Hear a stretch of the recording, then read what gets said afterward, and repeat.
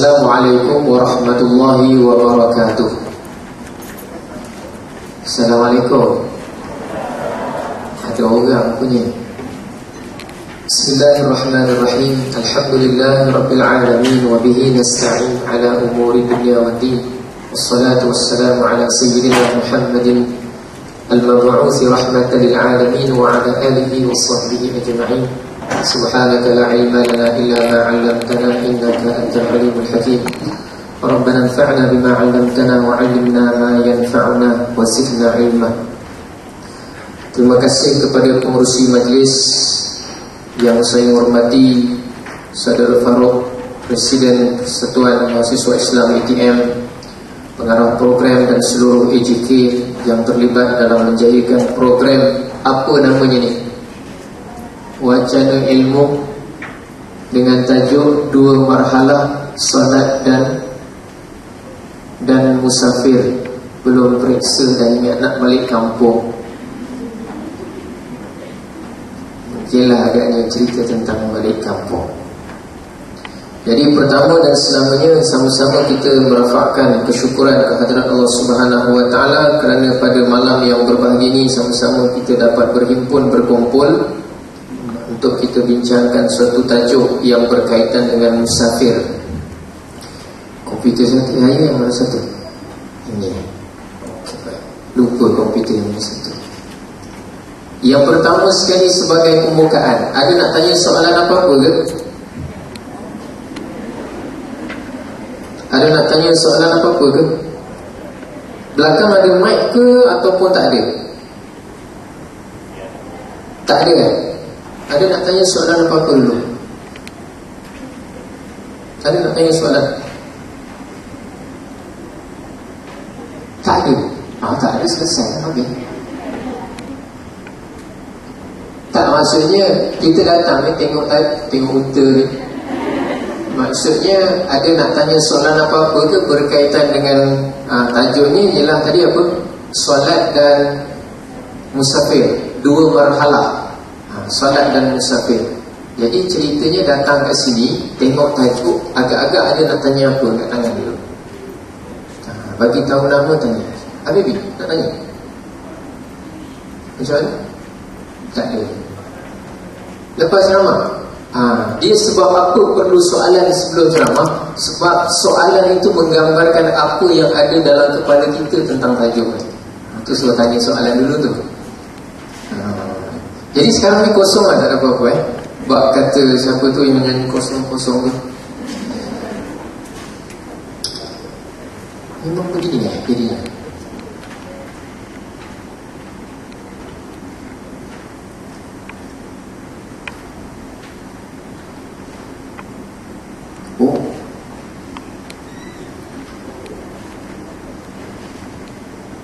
Saya tengah fikir nak mula dekat mana ni jamaah kasar ni.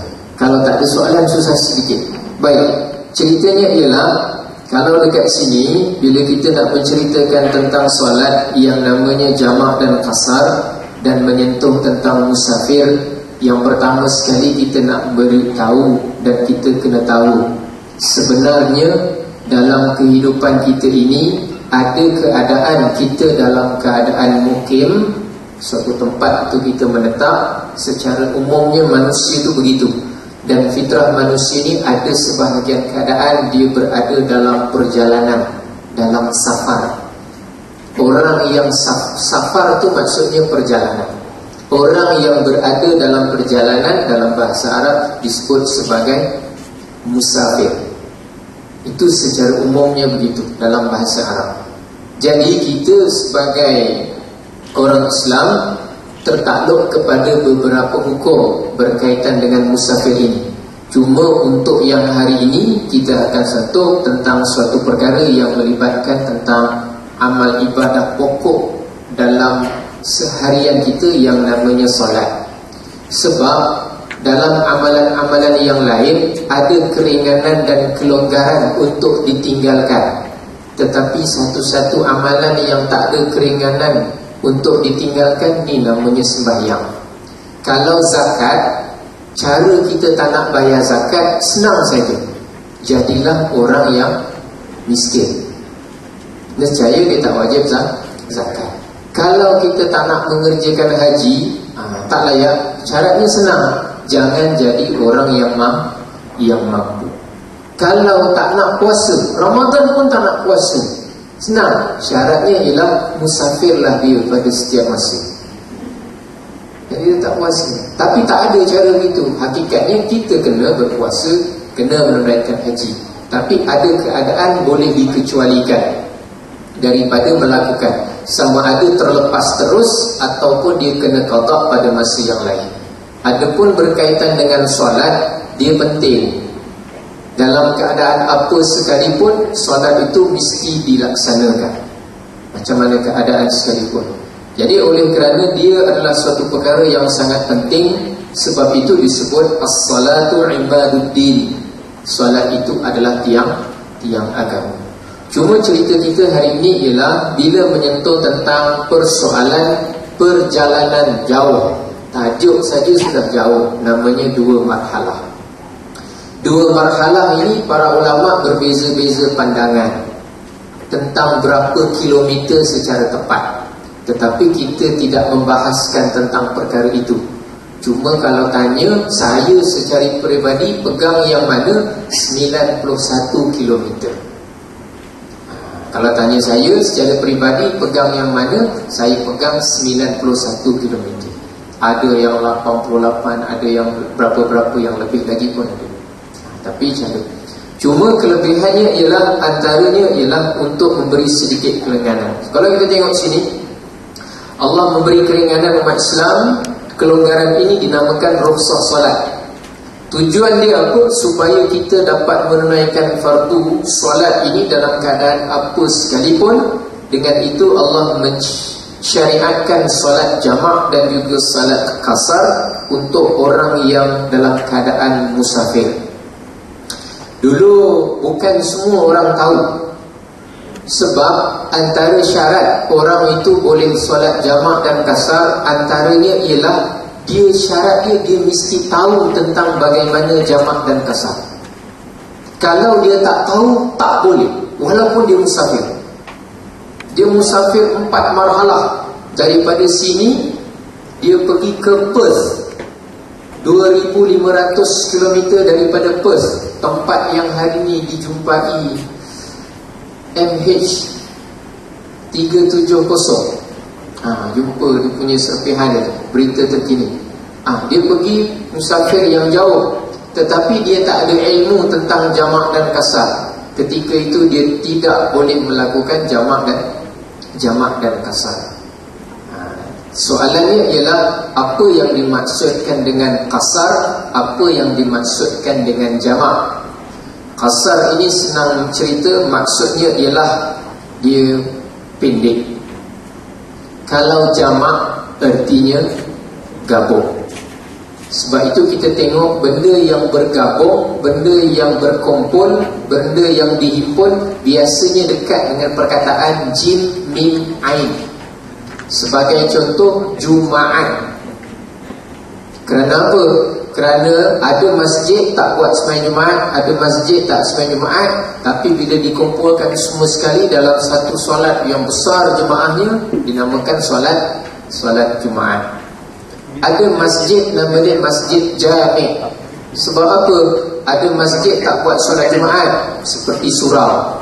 Masjid juga tak buat solat Jumaat, tak buat. Ada satu masjid tengah-tengah menghimpunkan semua ahli qaryah masjid datang ke masjid dia. Lalu masjid itu dipanggil Masjid Jami' yang menghimpunkan. Kalau dalam nikah kahwin pun sebut juga, tetapi sebutannya lain, jadinya jima' lain. Iaitu berhimpun di antara suami dan isteri. Yang ini kita bukan cerita tentang Jumaat, bukan cerita tentang jemaah, bukan cerita tentang jima', bukan, sebab bukan tajuknya. Cuma hari ini kita akan cerita sedikit tentang yang namanya istilah jama', iaitu menggabungkan di antara 2 solat yang pada waktu yang boleh digabungkan. Contohnya Zuhur gabung dengan Asar, Maghrib gabung dengan Isyak, Subuh gabung dengan Gajah. Kalau semayangnya lambat, itu nama dia jamak pelik. Dia gabung, subuh gabungnya dengan gajah. Baik. Antara syarat kalau kita nak musafir tetapi yang dibenarkan solat jamak dan kasar. Ada kita pergi KL, kadang-kadang kita pergi boleh jamak kasar. Kadang-kadang kita pergi tak boleh jamak dan kasar. Kan sama. Pergi juga KL daripada Johor Bahru juga. Dia bukan cerita tempat dia sama, nama dia sama. Ceritanya adakah dia memenuhi syarat boleh jamak dan kasar. Ada dua orang naik kereta pergi ke Kuala Lumpur. Satu kereta. Yang seorang tahu ilmu jamak dan kasar, lagi seorang tak tahu ilmu jamak dan kasar. Jadi bagi orang yang tahu dia boleh, bagi orang yang tak tahu dia tak boleh. Dia kena usahakan sembahyang sempurna tamam. Sebab dia tak tahu macam mana. Takut nanti dia sembahyang, dia cuma buat 2,5 rakaat. Ataunya 2, dia buat 2,5. Tak macam mana jadi kita tak tahu. Kerana dia tak ada ilmu tentang perkara itu. Jadi antara syarat-syarat nak boleh kita buat jamak dan kasar, mestilah antaranya ialah musafir itu tujuan dia baik. Sekalipun dalam perjalanan itu dia ni memang jenis tak berapa baik, tapi tujuan tu yang kita kira, bukan tentang dia tu yang tak berapa baik ke baik. Contohnya, dia ni memang profession dia perompak, tapi masa tu dia pergi KL, bukan dia nak merompak, dia memang nak jengah mak dia.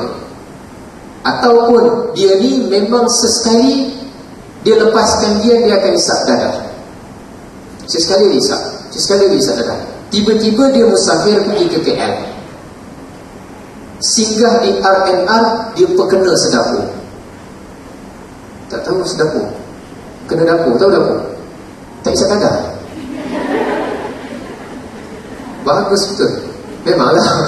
Takkanlah yang isap dadah. Ceritanya dia tujuan dia baik, tapi dia ni memang melazimi perkara yang tak baik tentang diri dia.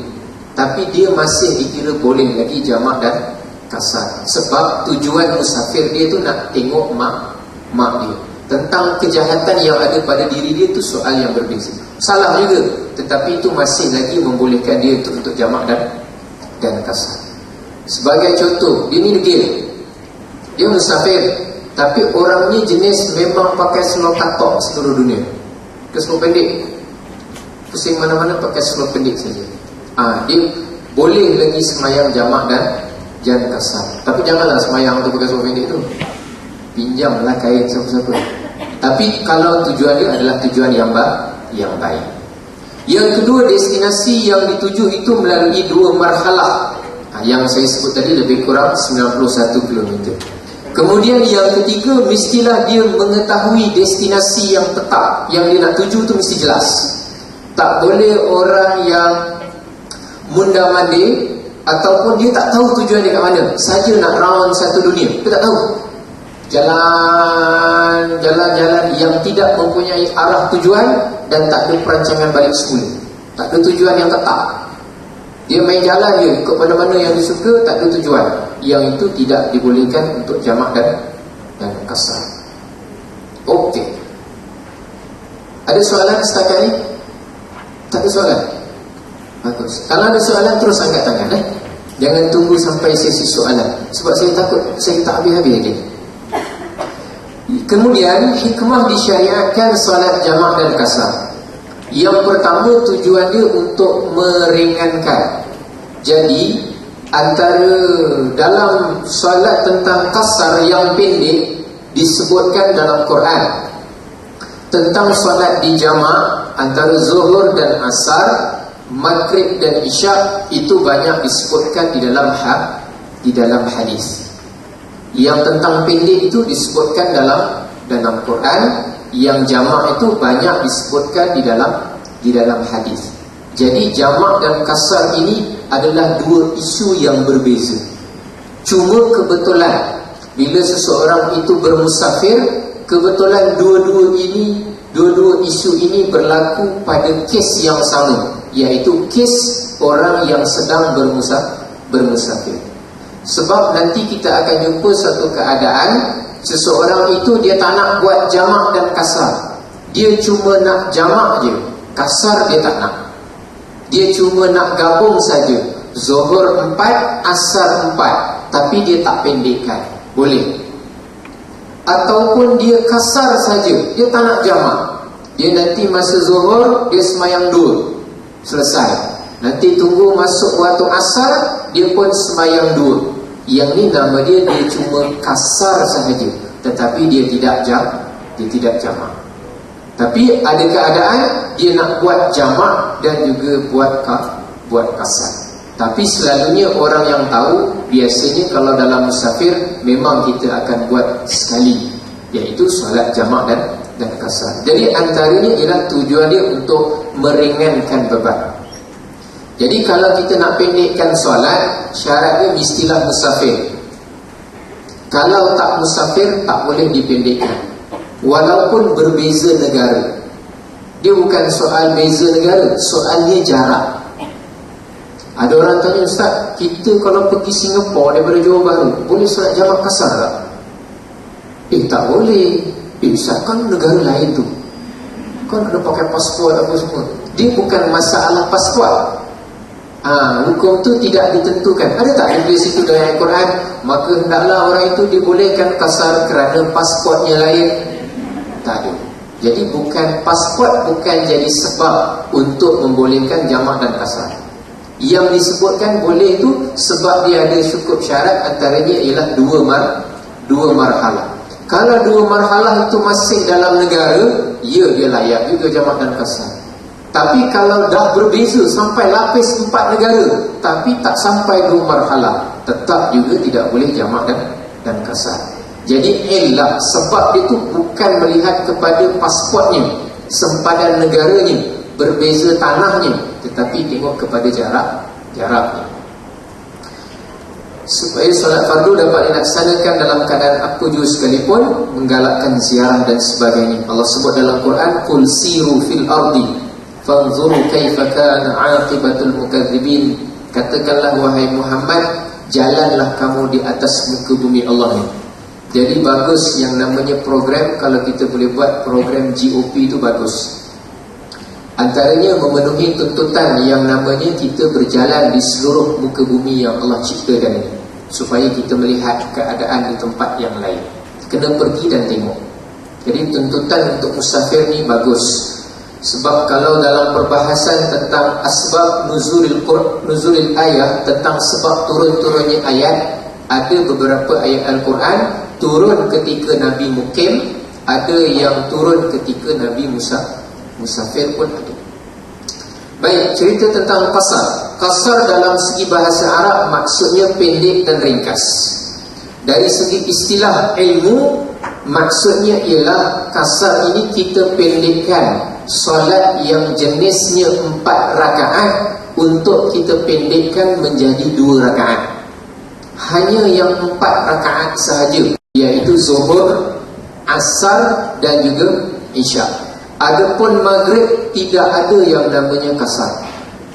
Walaupun 3 bahagi 2, jawapan dia 1.5, untuk sembahyang tak boleh. Sama juga yang namanya solat subuh.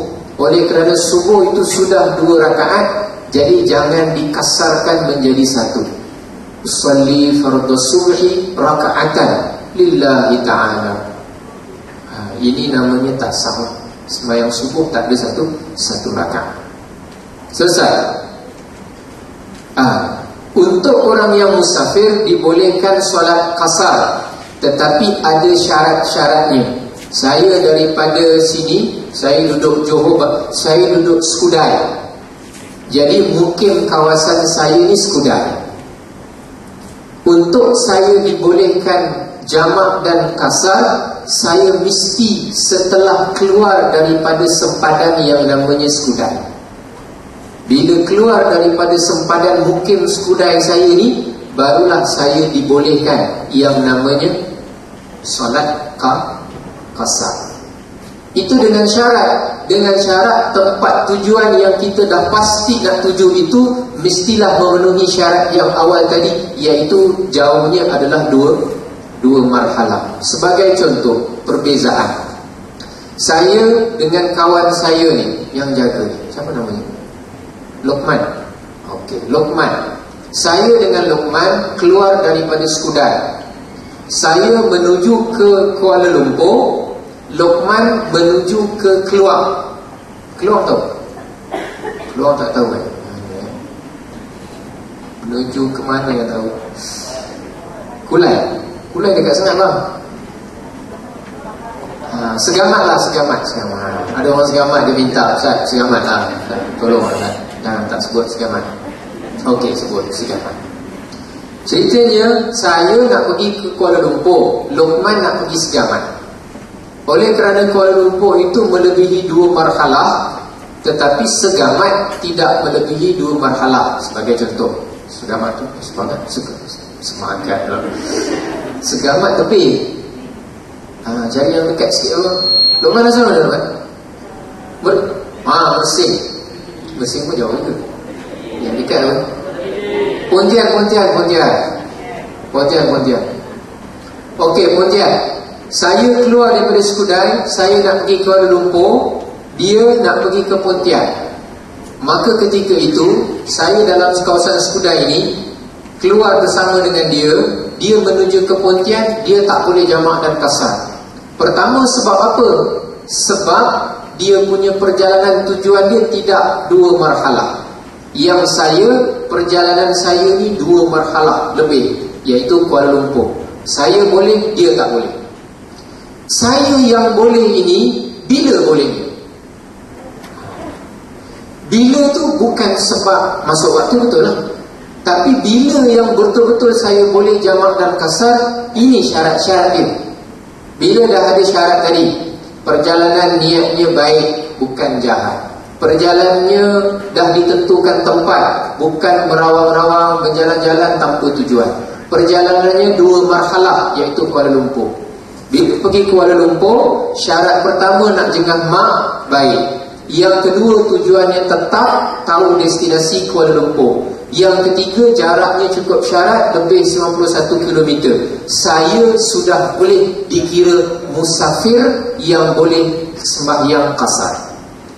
Tetapi bila yang nak bolehnya tu?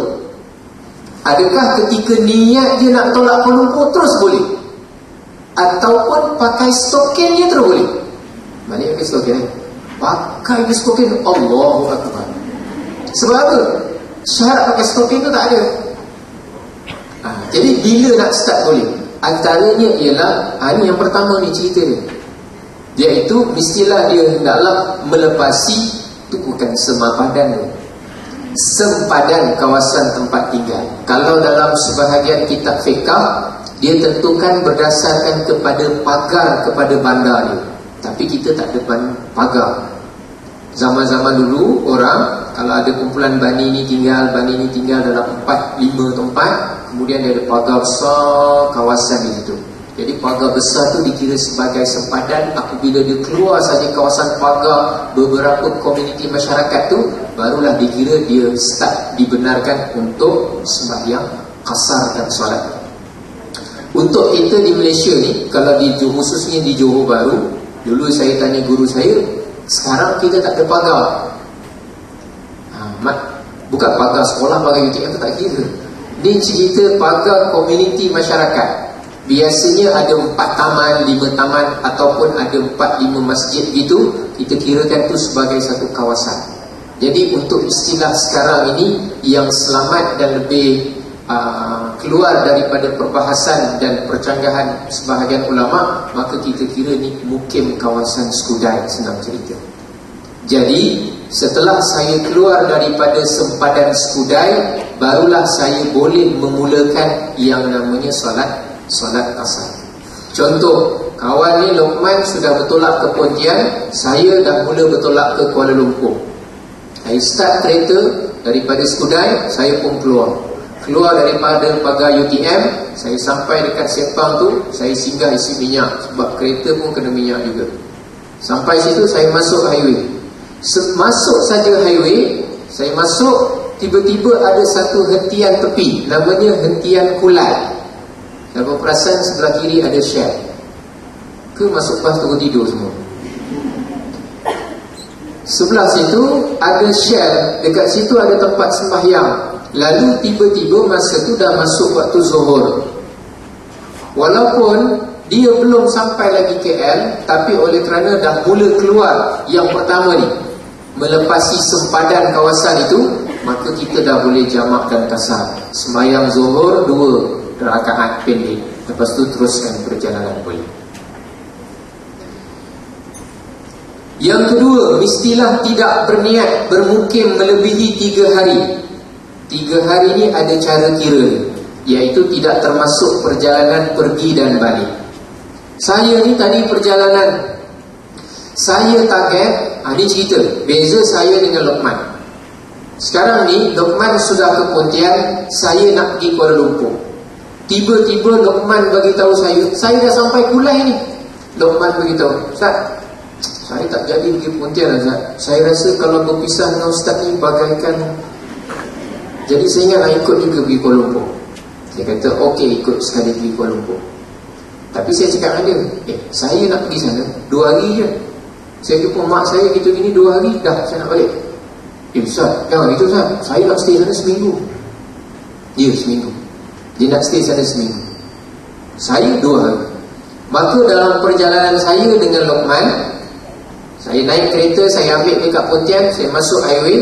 Ketika berada di Kulai, oleh kerana dia sekarang dah nak bergerak ke Kuala Lumpur, dia sudah boleh jamak dan kasar bersama saya ketika di Kulai RNR. Kami pun berjalan, jalan sampai ke Melaka, singgah di Air Keruh. Kami semayang jamak dan kasar. Jalan sampai Seremban, kami semayang, makan Yong Tau Foo, lapor situ. Jalan sampai ke Kuala Lumpur, masuk dalam kawasan mukim dia. Kebetulan rumah yang mak saya tinggal dengan rumah pakcik dia tu sebelah je betul-betul. Jadi saya sampai sana, kawasan kampung, kawasan itu, rumah mak saya duduk dengan pakcik dia, masuk saja kawasan itu. Oleh kerana saya daripada awal tadi niat 2 hari saja, dia niat 1 minggu. Saya masuk saja kawasan mukim kawasan itu. Katalah mukim kawasan itu contohnya Ceras, tapi Ceras besar sangat, dia kecil sikit. Katalah apalah, apa yang kecil sikit, lebih area besar Skudai ni apa kat ya? Apa? Maluri dekat mana? Dekat KL lah kan? Sebenarnya KL apa? Maluri dekat KL, kat Ceras. Maluri, kata ada mukim Maluri, dia pakcik dia dengan mak saya kebetulan sebelah rumah. Saya masuk kawasan Maluri, dia masuk kawasan Maluri. Saya masih lagi boleh jamak dan kasar sepanjang 2 hari di dalam rumah mak saya.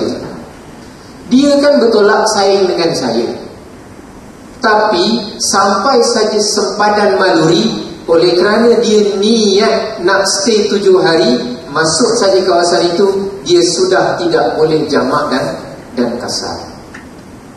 Bezanya di mana? Kereta yang sama. Bezanya di mana? Musafirnya sama. Bezanya di mana? Maluri tempat yang sama. Bezanya ialah saya niat kurang daripada 3 hari, dia niat lebih daripada 3 hari. Itu kembali kepada hadis Rasulullah sebut, innamal a'malu binniyat. Amalan seseorang itu akan diukur berdasarkan niatnya apa yang dia niatkan. Oleh kerana saya niat begitu, maka saya boleh jamak dan kasar sepanjang tempoh itu. Lokman minta maaf, dia kena semayang tamam. Masuk je Maluri, terus semayang tamam. Tak ada yang namanya tunggu istilah 3 hari dan sebagainya. Ini cerita syarat yang kedua. Yang ketiga, kalau dia buat solat qasar 2 rakaat, semayang 2 rakaat, maka dia janganlah dia berimamkan imam yang tamam. Tamam ni maksudnya apa? Memang tak sebab dah tulis. Maknanya tamam ni sempurna. Sempurna ni maksudnya apa? Tamam. Tamam maksudnya apa? Sempurna. Sempurna, maksudnya tamam tu maksudnya bukan perfect. maksud tamam kat sini sempurna, maksudnya 4 rakaat. Jadi kalau saya sembahyang kasar zuhur 2 rakaat, saya tidak boleh berimamkan imam yang sembahyangnya tamam, iaitu 4 rakaat air. Alhamdulillah, terima kasih. Cerita je. Boleh faham sekarang ni? Boleh? Boleh faham Boleh. Kalau saya sembahyang tamam, saya boleh ikut orang yang sembahyang kasar, pendek tu tak ada masalah. Kami dulu masa mengaji di Mesir, selalunya Syekh Nuruddin akan datang sebulan, biasanya Syaban ke Ramadan. Jadi bila buat daurah dekat rumah Kedah, kadang-kadang rumah Terengganu, buat 4 tingkat, 5 tingkat tu penuh, pelajar-pelajar Malaysia datang, pasang TV bawah apa semua, sampai duduk kat bawah kemah. Jadi masa nak sembahyang, kami sembahyang berjemaah. Biasanya dari segi nak memilih imam, biasanya lah kita pilih pelajar-pelajar yang musafir, yang datang daripada jauh. Jadi yang datang daripada jauh, nanti kan dia nak sembahyang jamak dan kasar, suruh dia jadi imam. Yang sembahyang jamak kasarnya apa semua, suruh dia duduk depan. Kita yang sembahyang tamam dia duduk di belakang. Bila kita duduk belakang, nanti dia selesai 2 rakaat, dia bagi salam, kita sempurnakan rakaat, dia iqamat, dia teruskan pula sembahyang asar dia. Itu boleh begitu. Maksudnya ceritanya apa? Orang yang sembahyang 4 boleh ikut orang yang sembahyang 2. Tapi orang yang sembahyang kasar, yang ni, dia tidak boleh berimamkan orang yang sembahyang tamam, iaitu 4 rakaat. Kemudian dia nak buat kasar lagi. Dia ni main kasar. Dia nak sembahyang kasar, ada syarat dia lagi. Yang keempat, mestilah dia masih dalam keadaan dia musafir. Kalau dia dah tak dalam keadaan musafir, dia tidak boleh yang namanya kasar. Macam mana contohnya? Contohnya saya dengan Luqman tadilah. Ketika saya niat nak stay rumah mak saya 2 hari, saya masih dikira sebagai orang yang musafir, ikut takrif syarak, bukan ikut adat perkiraan manusia. Dalam kiraan syarak, oleh kerana saya 2 hari niat stay, bermaksud saya masih dalam hukum orang musafir. Bagi Luqman yang nak stay sana 7 hari, dia sudah terkeluar daripada takrif yang namanya seorang musafir, ikut takrif syarak. Oleh kerana dia dah terkeluar daripada takrif tu, sebab dia niat nak stay 7 hari, dia tidak lagi berada dalam musafir, maka ketika itu dia tidak boleh kasar. Sebab syaratnya nak buat kasar mesti masih dalam keadaan musafir ke solat kasar itu didirikan. Jelas?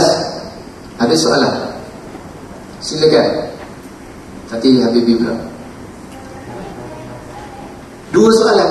Wah, banyak.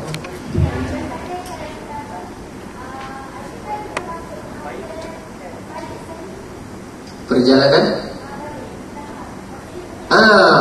Okey, itu soalan pertama. Soalan kedua?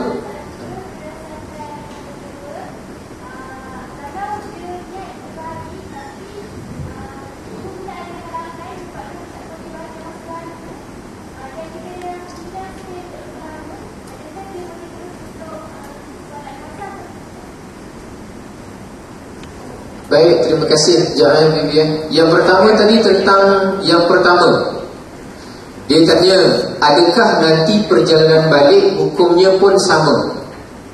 Okey, agak-agak saya 2 hari, niat 2 hari, Luqman 7 hari. Oleh kerana Luqman 7 hari, dia sepanjang 7 hari tidak boleh jamak dan kasar. Saya 2 hari boleh. Oleh kerana saya 2 hari boleh, saya pun enjoy lah. Zuhur di awal, Isyak pukul 4.30 pagi. Masa masuk dalam waktu Isyak lagi kan. Saya pun bangun tahajud tu terus Isyak terus subuh. Jadi sepanjang tu tak tahulah buat apa. Ceritanya Luqman dia kena semayang tepat pada waktunya. Okey, selesai. Tiba-tiba lepas daripada 2 hari, na'udzubillah, kereta yang saya bawa terlanggar sedikit tembok. Lalu saya pun bawa ke bengkel. Saya tanya Toke, ayo Toke, kasih gantilah, saya mau balik Johor Bahru. Macam susah mah, barang tak ada mah, kena tunggu lagi 2 hari mah. Oh, 2 hari kah? 2 hari mah. Wah, kena tunggu lagi 2 hari lah. Ketika saya tambah, saya tangguh lagi 2 hari lah, saya stay sini. Maka apabila saya tambah 2 hari, saya boleh jamak dan kasar lagi 2 hari itu. Tapi tambahnya jangan banyak, 3 dan ke bawah. Lepas 2 hari, saya tanya lagi Apek, ayo Toke, saya sudah mau balik Johor. Ni sudah macam mana lampu kereta saya ni? Ayo, gua lupa mah. Oh, lu lupa ke lu mau jadi dragon mah? Tanya tak puas hati kan? Dia tambah, dia kata okey, sepatutnya 2 hari mah, gua lupa. Jadi nanti gua tambah lagi. Lu tunggu lagi 2 hari mah. Ayo, gua tahu balik mah. Saya tambah lagi 2 hari. Tapi saya tambah, saya masih boleh lagi jamak dan kasar. Sebab saya tambah 2. Sambil saya ketawakan jiran saya. Sebab dia dah kena semayang. Itu teruknya manusia dapat yang seringan tu dia suka. Yang berat patutnya kalau kita meletakkan hukum, letak berat pada diri kita, letak ringan pada orang lain. Itu kan ada ulama begitu. Dia meletakkan hukum untuk orang lain, cari yang paling mudah dan ringan. Tapi untuk meletakkan hukum pada diri sendiri, paling berat. Ikut akhlak Nabi. Dia cerita umat dia semayang tahajud tu sunat, tapi untuk Nabi jadinya hukum dia wajib. Jadi ulama dulu dia ajarkan hukum dia gini mudah, tapi untuk dirinya dia lebih bersungguh-sungguh. Kita tak letak kat orang yang berat-berat, yang kita malas. Itu isi masalahnya kita. Terbalik kita. Saya tambah 2 hari lagi. Sampai ke Apek, kalian tadi mula-tama dia kata 2 hari nak order, saya setuju. Kemudian tambah lagi 2 hari. Sebab dia kata dia lupa. Saya sampai, bila nak siap ayo, lampu itu saiz tak kasih masuk mah, salah saiz mah. Aduh. Habis bila nak tunggu ni? 1 hari lagi mah. Saya tambah lagi 1 hari. 2 rasanya, tambah 2, tambah 2, tambah 1. Akhirnya 7 saing dengan Luqman balik Johor Bahru. Asalnya 2 tu saya layak. Kemudian ceritanya saya tambah-tambah tu. Yang tambah tu kalau setiap kali tambah tidak melebihi 3 hari, boleh lagi jamak dan kasar jika memang ada sebab yang tertentu. Bukan saja-saja dalam perancangan. Tapi maksimum sampai 18. Apek lupa, apek terjatuh, apek hilang, apek sekejap dekat perairan Laut Cina Selatan, sekejap dia pindah dekat Thailand, sekarang kat Australia pula. Lepas tu jumpa kat dalam TV3 kan. Tambah 18 hari. Itu maksimum 18 hari. Bukan terus tambah 18 hari, yang tu tak boleh. Maksud maksimum 18 hari ialah apabila tambah 2 kurang daripada 3 hari itu dengan sebab memang ada sebab tertentu, bukan sengaja dirancang-rancang. Yang itu boleh. Tapi jaranglah berlaku gitulah. Asinglah, peliklah sedikit kalau berlaku. Jadi ceritanya, sekarang saya dengan Luqman dah sayang. Dah 7 hari. Dia 7 hari menderita, saya 7 hari pun menderita sebab Apek ni tak siapkan lampu kereta. Akhirnya balik saya. Balik saya dah memang sedia ada boleh jamak kasar. Jadi tiba-tiba masuk waktu zuhur. Saya plan dengan Luqman, saya nak balik, kita bertolak nanti 2:30 petang Okey. Masuk waktu zuhur 1 tengah hari. Ni rumah sebelah. Dia 7 hari tamam. Saya 7 hari tetapi berasing-asing dan bersebab-sebab yang berbeza. 7 hari juga. Tetapi 7 hari dia tidak boleh jamak dan kasar. 7 hari saya boleh jamak dan kasar. Saya nak cerita 2 cerita dikaitkan. Sebab apa? Supaya kita lihat yang boleh jamak dan kasar tu bukan semata-mata tempat jauh, bukan semata-mata kerana kereta, bukan semata-mata kerana sempadan, tetapi merangkumi segala syarat yang sedia ada. Siapa yang tak cukup syarat jadi Luqman, siapa yang cukup syarat jadi saya, supaya nampak beza. Boleh? supaya mudah sikit faham. Sekarang ni saya bertolak dengan Luqman nak menjawab panjang soalan dan jawapan dia. Masuk waktu zuhur satu suku pagi. Macam tak biasa sembahyang zuhur pula. Masuk waktu zuhur pada satu tengah hari. Jadi Bilal azan masuk waktu. Saya yang memang aslinya tadi 2 hari boleh, 2 hari boleh, 2 hari boleh dan sehari boleh. Hari yang terakhir saya nak musafir, sebelum bertolak pun saya masih boleh jamak dan kasar. Jadi saya sembahyang zuhur 2 rakaat, saya sembahyang asar 2 rakaat sambil berdoa dan mentertawakan jiran yang belum boleh sembahyang. Dia kena sembahyang tamat. Okey, saya bertolak pukul 2.30, saya bertolak. Bila bertolak, bila dia boleh jamak dan kasar? Ketika dia dalam jajahan takluk apa tadi? Maluri. Bila dia kasar maluri, dia belum boleh. Apabila dia keluar saja daripada sempadan yang ada syarat yang pertama tadi, bermulalah dia dikira semula hukum orang yang musafir. Kenapa dia dikira hukum orang yang musafir? Sebab dia ada 3 syarat yang tadi. Dia nak menuju yang pertama lebih 91 km yang namanya Johor Bahru. Tujuan dia pergi ke Johor Bahru untuk kembali kepada pangkuan UTM. Tujuannya baik. Kemudian yang ketiga, dia dah tahu destinasi dia iaitu namanya Johor Bahru. Jadi dia sudah menjadi hukum orang yang musafir semula. Maka dia keluar daripada sempadan itu, maka kami solat bersama-sama sepanjang perjalanan. Dan ketika masuk sempadan Skudai, saya dan dia kembali kepada hukum yang sama. Saya tidak boleh lagi jamak dan main kasar. Itu soalan yang pertama. Soalan yang kedua tadi apa? Pada lupa. Soalan yang kedua tadi berkaitan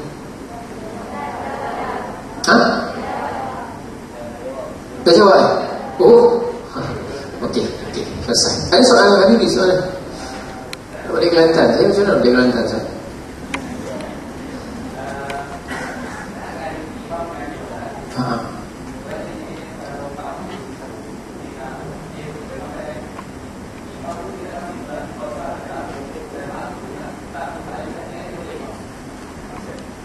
Imam dia dalam satu kumpulan ke dia tak kenal masuk RNR, tiba-tiba dia terus sembahyang.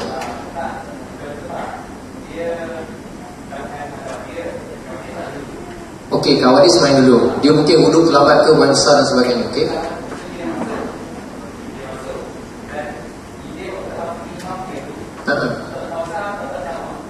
Okey. Dia okey, gini. Okey, bagus. Kalau saya jawab tak tepat, beritahu Kalau saya tak tahu, saya jawab tak tahu. Kalau tak tahu, saya tangguh. Kalau saya tak memenuhi keperluan jawapan, nanti pun beritahu. Kalau kita katalah kita singgah RNR, tapi biasanya kawan lelaki ni ada bagus sikit. Dari segi nak semayang jemaah di RNR, dia berbanding perempuan. Walaupun saya sepanjang umur 30 tahun ni tak pernah jadi perempuan, tapi ada laporan mengatakan biasanya ke RNR kalau perempuan ni dia semayang sendiri-sendiri.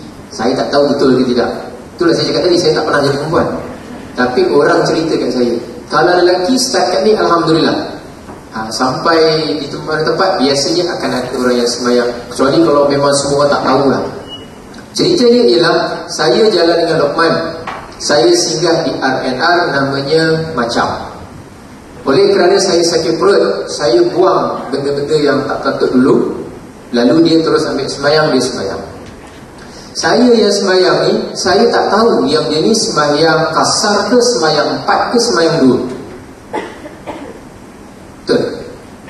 Jadi keputusannya apa saya? Kalau kita nak semayang kasar, kan tadi syaratnya kita tidak boleh ikut orang yang semayang tamam 4. Kalaulah kata saya tak tahu dia ni semayang 2 ke 4, untuk cara yang bijak dan selamat, saya semayang 4 juga tapi jamak. Sebagai contoh, dia ni kebetulan memang dia niat nak sembahyang dua, saya tak tahu. Tapi saya orang yang sangat suka untuk sembahyang berjemaah. Saya tak nak hilang namanya fadilat berjemaah. Sebab kalau dalam hukum fiqh kita dah sembahyang seorang, tiba-tiba kita selesai sembahyang, ada orang datang, ada orang yang kedua datang, dia nak sembahyang jemaah tak ada kawan.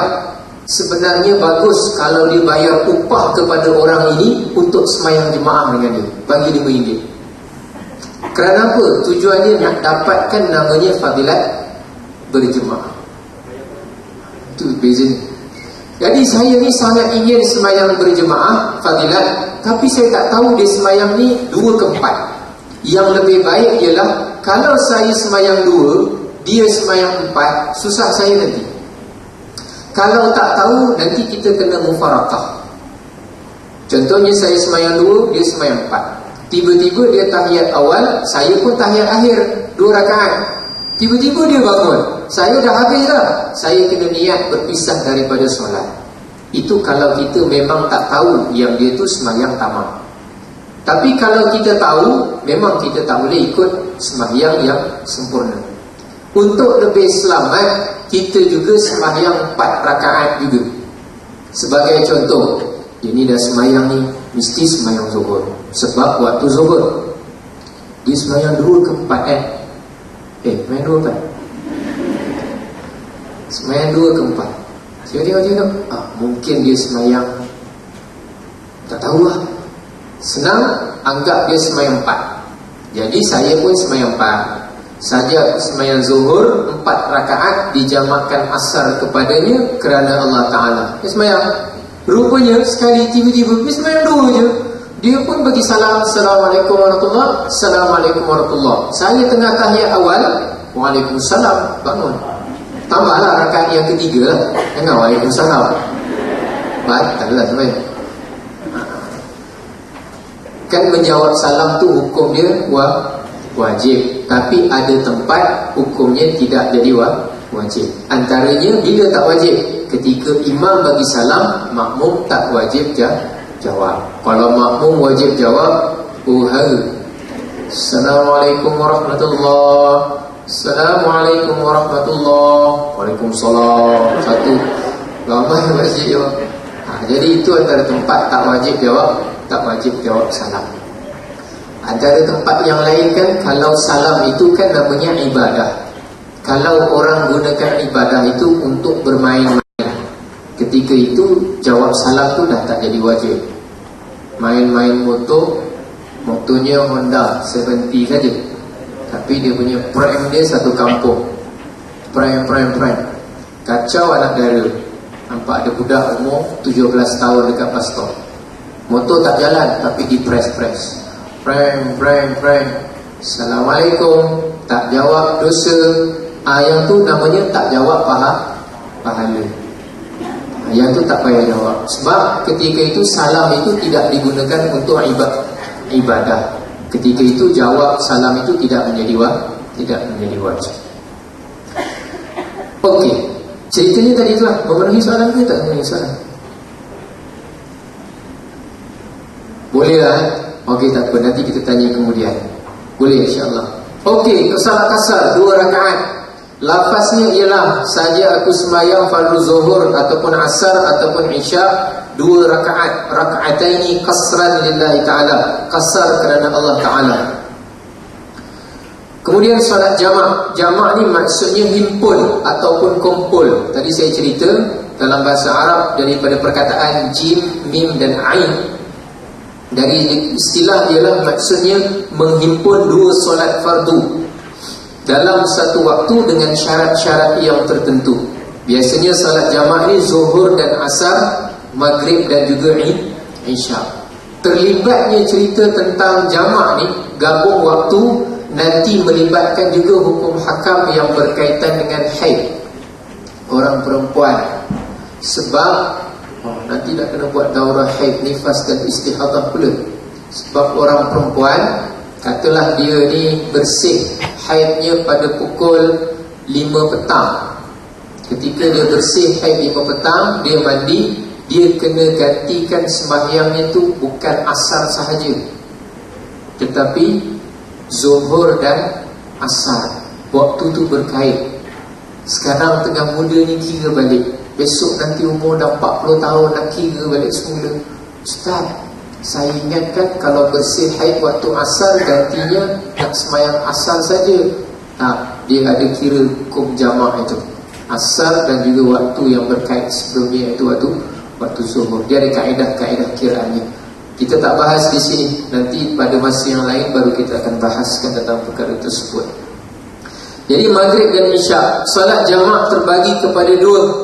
Yang pertama disebutkan jamak takdim, iaitu dua solat fardu dalam waktu yang pertama. Waktu pertama contohnya zuhur dan asar. Waktu zuhur adalah waktu pertama, waktu asar adalah waktu yang kedua. Jadi jamak takdim buat pada waktu yang pertama. Jadi zuhur dan asar dibuat pada waktu yang pertama, iaitu waktu zuhur, bukan waktu pukul 1:30 petang. Sebab ada orang tanya, Ustaz, matahari tegak ke atas kepala kita pukul berapa? Dia kata pukul 12. Kenapa pukul 12? Sebab jam tu tegak jarum dia. Tak boleh, matahari tegak bukan ikut ukuran jam. Ada negara matahari tegak dia pukul 1, ada negara matahari tegak dia 12 suku. Semua bukan ikut jarum jam, tapi ikut keadaan matahari itu. Jadi ni waktu pertama. Niatnya ialah, syaratnya ialah kita niat jamak dalam waktu yang pertama. Niat hendaklah dilakukan dalam solat, terutama ketika takbiratul ihram. Walau bagaimanapun boleh dilakukan niat semasa solat yang pertama, sekalipun semasa memberi salam. Apa maksud ini? Kalau orang niat, saja aku semayang fardu zuhur 4 rakaat, dijamakkan asar kepadanya kerana Allah Ta'ala, Allahu Akbar, itu dia sedang semayang zuhur 4 rakaat jamak. Tapi ketika takbiratul ihram, dia tak niat jamak, dia niat sahaja aku sembahyang fardu zuhur, Allahu Akbar. Jadi bila nak niat jamaknya tu, untuk dijamakkan asar kepada zuhur itu, bila nak niatnya? Dia niat pada bila-bila masa selama dia berada dalam solat. Mungkin lepas baca Fatihah dia niat asar nanti dijamakkan, ataupun ketika dia tengah rukuk asar nanti dijamakkan, ataupun dia tengah sujud asar nanti nak dijamakkan, ataupun sehingga kalau sempat pun, yang penting sekali ialah boleh dilakukan niat semasa yang pertama, sekalipun semasa memberi salam. Fil alamin innaka hamidum majid. Niat dalam hati, oh nanti asar tu nak dijamakkan kepada zuhur. Assalamualaikum warahmatullahi wabarakatuh. Assalamualaikum. Maksudnya niat nak dijamakkan tu berlaku pada dalam sembahyang. Kemudian mesti tertib. Kalau nak buat waktu yang pertama, mesti zuhur dulu, baru asar. Kemudian kalau maghribnya, mesti maghrib dah masuk kepada waktu isyak. Jadi kalau buat waktu zuhur mesti buat zuhur dulu, barulah waktu asar.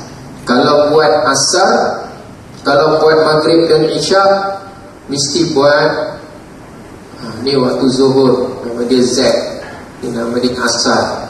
Ini waktu maghrib, ini nama dia waktu isyak. Jadi ketika masuk saja waktu maghrib, kita boleh jamak dan kasar. Nak buat di sini mesti zuhur dulu baru asar. Nak buat dalam waktu zuhur, mesti zuhur dulu baru asar. Masuk saja waktu asar, katalah 4.30 petang, masuk saja waktu asar, dekat sini ada pilihan. Sama ada nak buat, yang ni tadi nama dia jamak apa?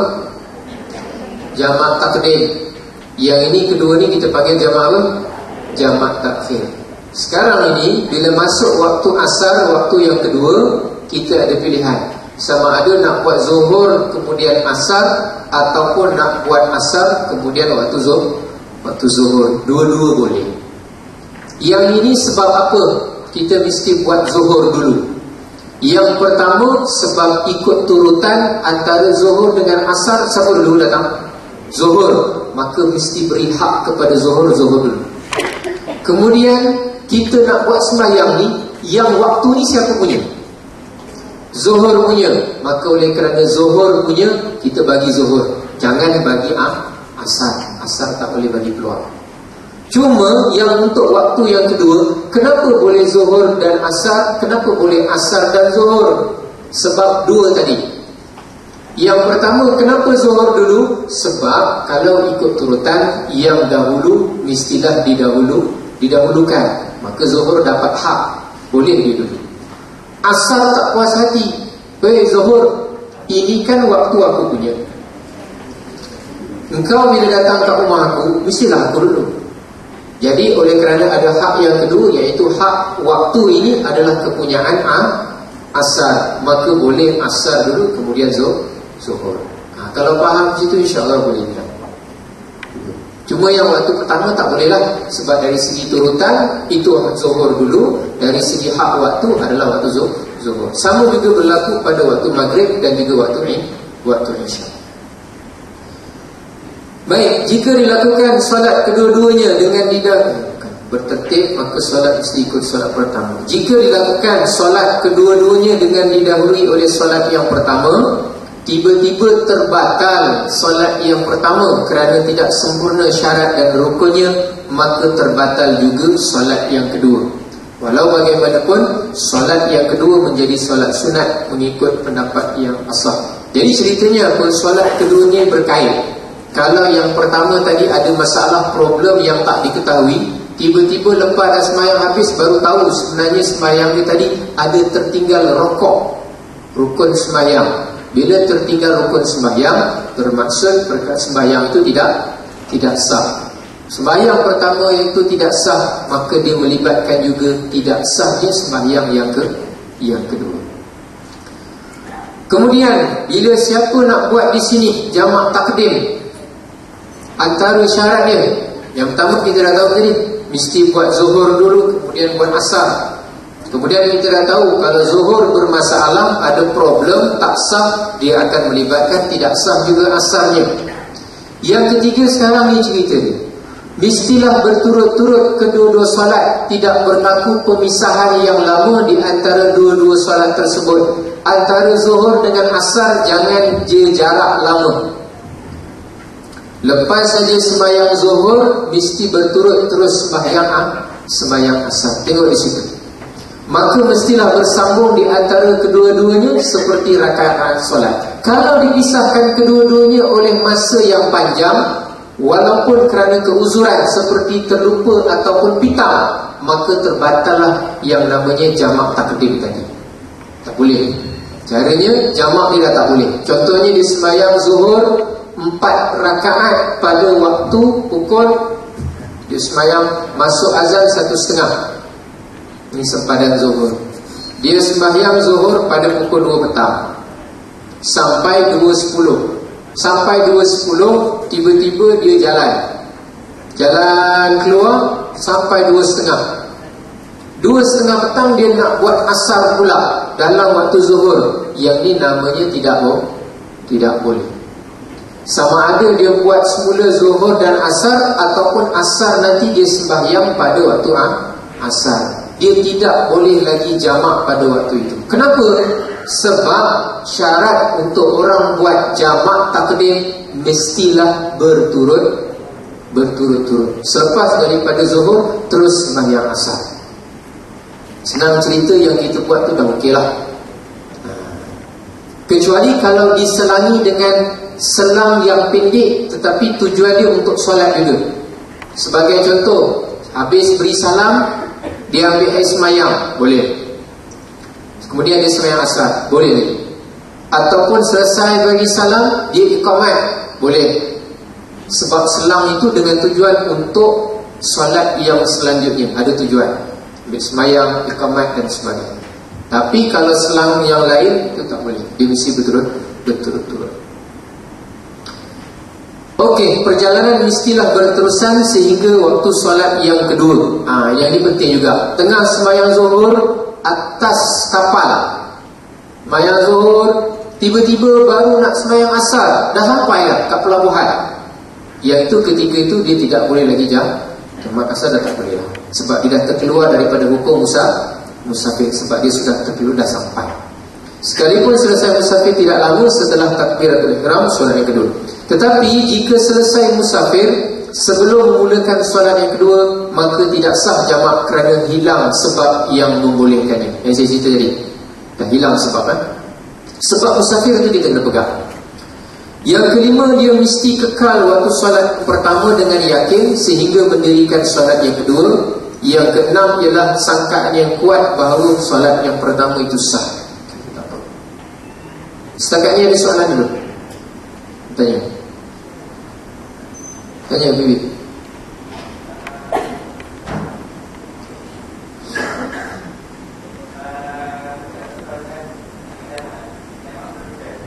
Jamak kerana hujan, okey. Kalau dalam mazhab Syafi'i memang diharuskan, tetapi pendapat yang saya pilih ialah bagi orang yang melazimi sembahyang di masjid. Kalau orang yang biasa kebanyakan sembahyang dia memang tak pergi masjid, memang gembira dia, jamak selaja dia. Itu untuk orang yang memang melazimi pergi ke masjid. 5 waktu yang pergi masjid, tiba-tiba hujan, yang itu dia dibolehkan jamak.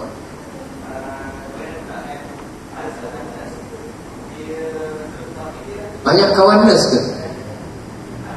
Setengah nurse, okey. Dia suruh pesakit dia solat jamak, okey. Pesakit dia dalam keadaan yang macam mana tu?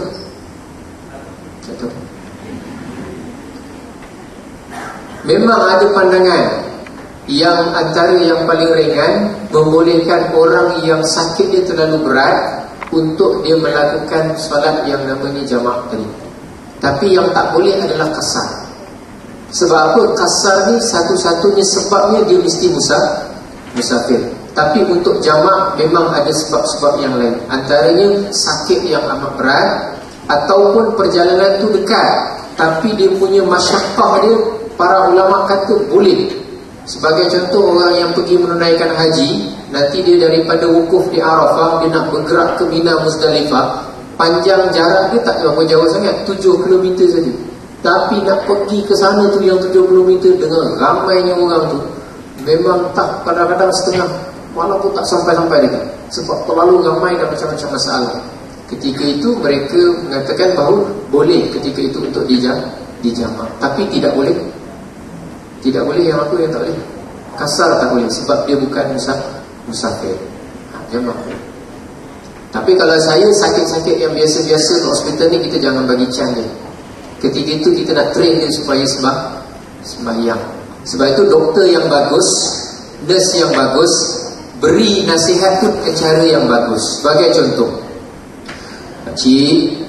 Pakcik ni bila saya dah bagi ubat, nanti makan ubat mesti makan dengan air tau.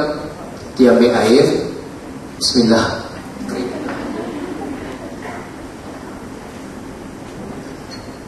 saya bagi makan nanti obat.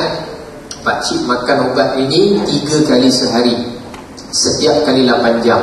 Pagi makan sekali, nanti petang sekali, malam sekali. Itu doktor yang biasa. Kalau boleh kita jadi orang Islam, nasihat kita tu berdasarkan waktu solat. Pakcik, nanti makan, ni datang ni dah sembahyang belum? Datang ni nak cek ni dah sembahyang belum? Pakcik belum sembahyang. Pakcik tak minta dengan Tuhan pakcik, macam mana nak minta dengan saya untuk sembuh? Eloknya pakcik nanti datang sembahyang dulu dan siap obatnya nanti. Yang ini makan selepas sembahyang subuh. Ini 3 waktu. Yang ini makan, yang pertama lepas sembahyang subuh. Obat yang ni dia 3 kali sehari. Nanti dah cukup 8 jam lepas sembahyang zuhur. Bukan waktu zuhur cik, lepas sembahyang zuhur. Lepas sembahyang zuhur. Lagi satu yang ni, yang ketiga, lepas sembahyang isyak. Dia 8 jam tu cantik tu sebenarnya. Kalau dia ikut tu solat, dia sembahyang makan 3 kali sehari tu dah power dah. Kadang-kadang kerana solat ni itu lebih membaikkan dia daripada obat yang dia makan. Jadi kita ubah, mudah-mudahan lebih baik. Tapi dia tu perlukan proses. Baik, soalan yang lain ada tanya belakang dulu. Boleh dengar ke insya-Allah?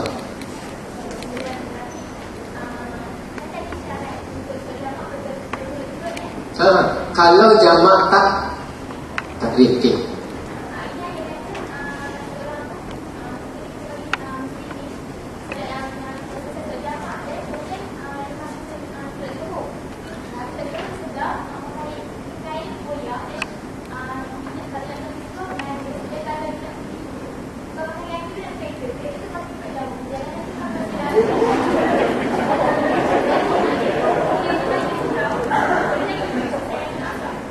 Okay. Saya nak faham soalan tu. Ada seorang lelaki tu pandai dia kenakan lelaki tu. Dia sembahyang zuhur, tujuan dia nak jamak, kemudian dia menyedari kainnya koyak. Oleh kerana kainnya koyak, dia kena sembahyang guna seluar, tetapi seluarnya terkena najis, tidak boleh dibawa solat. Tetapi ada kain yang lain dalam keretanya pula jauh. Apabila dia pergi ke kereta, barangkali dia terlepas waktu, gitu. Tempoh dia lama. Okey. Yang pertama, yang dia terkoyak dan najis itu, maksudnya zuhurnya sah ke tak sah? Tak sah, settle. Bila zuhurnya tak kira, automatik dia sempat ke tak sempat, kereta jauh ke tak terjauh, dia masih ada tanggungjawab mesti sembahyang zuhur. Maka yang tadi itu tak kira. Okey, ceritanya bila dia jauh, dapat kain dia, sama ada dia patah balik. Kalau dia patah balik masih dalam waktu zuhur, dia boleh buat jamak takdim. Tapi kalau tak sempat, kereta dia sangat jauh, dia pergi kat kereta dia ambil kain, balik dah asar, maka dia kena tukar menjadi sembahyang jamak takhir, sembahyang dalam waktu yang kedua begitu. Ceritanya ialah dia tidak boleh menjamakkan sebab solat yang pertama tadi pun masih tidak sah. Tapi kalau yang tadi itu ceritanya bukan kerana solat dia tak sah, tiba-tiba dia ada satu-satunya kain, itulah dia dah sembahyang zuhur, selesai beri salam, tiba-tiba entah burung daripada mana datang berak-berakkan dia. Lalu pakaiannya terkena najis, kain-kainnya semua najis. Zuhur tadi sah tak? Sah. Ceritanya sekarang asarnya ni. Baru kena dengan soalan tu. Dia nak tanya sebenarnya jarak dia waktu, betul tak? Sebab tu saya tukar contoh. Ceritanya dah kena najis, tapi tengok, kalaulah dia tak terlalu lama dengan tujuan menukar pakaian terus sembahyang, sebab kalau kata najis itu terkena pakaian, wuduknya batal tak? Wuduk tak batal. Wuduk batal tak kalau terkena najis? Tak batal. Contoh macam kita bawa kereta kita terlanggar, tayar dia terlanggar tai ayam, batal tak wuduk kita? Tak batal lah. Wuduk kereta pun tak batal. Bila masa pula kereta ambil wuduk? Dia. Jadi bila terkena najis, kita cuma bersihkan. Kalau jarak tu tak terlalu jauh, tak terlalu lama, boleh. Tapi kalau kereta dia parking terlalu jauh, contoh, sebab benda ni tak mustahil berlaku, contoh di KLIA, kan parking dengan tempat kan terlalu jauh kan.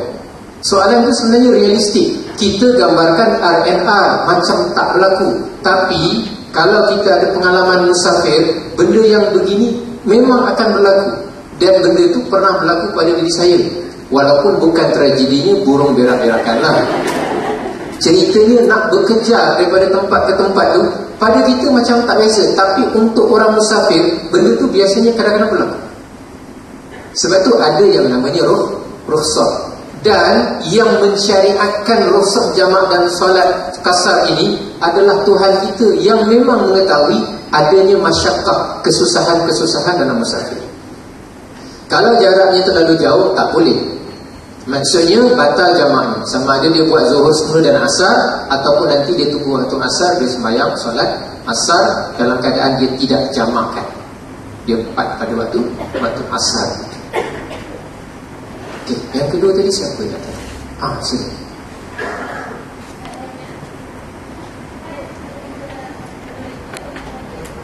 Daripada sini lah.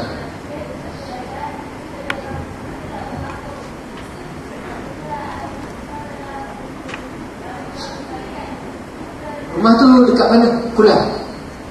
Dekat mana? Penang, okey. Okey. Oh, okey. Ni cerita nak balik kampung ni Saya Ustaz, saya tinggal di UTM. Saya menetap kat sini. Saya belajar 4 bulan. Kemudian saya nak balik ke kampung rumah saya sendiri. Itulah rumah dulu mak saya, mak pak saya dan sebagainya. Tapi ceritanya ialah bila kita sudah sampai ke UTM, bermaksud kita sudah ada mukim yang baru, iaitu namanya mukim UTM sini Skudai. Jadi kalau kita bergerak balik ke kampung, kita juga dikira sebagai hukum musafir. Kalau kita niat untuk stay 2 hari, bermaksud kita dalam waktu musafir.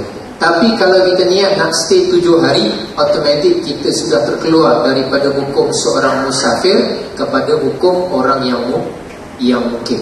Sama ada rumah tu rumah kita ke ataupun tempat kita ke apa, tak. Tapi kita tidak dikira, kita buat keputusan untuk bermukim di sini KL. Habis belajar, kita dapat kerja di KL, maka tempat mukim kita yang baru adalah di Kuala Lumpur. Selepas tahun, kita kena pindah transfer ke Kuantan, maka ketika itu mukim kita adalah Kuantan. Tak kira lah rumah KL tu kita beli ke, UTM kita sewa ke, rumah sana mak kita ke, dia bukan hukum tu tertakluk kepada rumah siapa beli, rumah siapa punya, rumah sewa berapa mahal. Dia ceritanya adalah sama ada dia tertakluk kepada hukum dia bermukim, ataupun dia hukum adalah hukum orang yang musafir. Jadi saya nampak dia katakan, silakan.